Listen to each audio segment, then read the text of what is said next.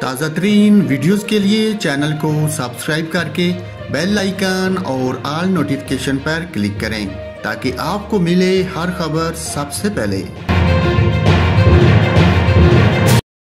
Director محکمہ موسمیات سردار سرفراز کا کہنا ہے کہ بحیرہ عرب میں موجود ڈیپ ڈپریشن کے سائیکلون بننے کا امکان ہے۔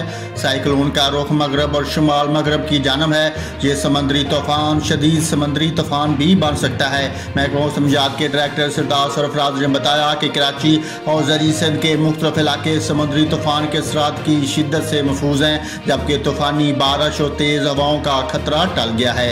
انہوں نے کہا کہ کراچی میں کل تک وقفے سے ہلکی سے معتدل بارش کا امکان ہے، کہیں کہیں تیز بارش بھی ہو سکتی ہے اور معمول سے تیز ہوائیں بھی چلتی رہیں گی۔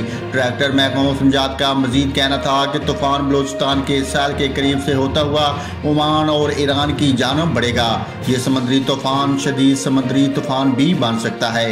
انہوں نے کہا کہ طوفان کا جھکاؤ شمال مغرب کی جانب زیادہ رہا تو بلوچستان میں تیز ہواؤں اور تیز بارش کا امکان رہے گا۔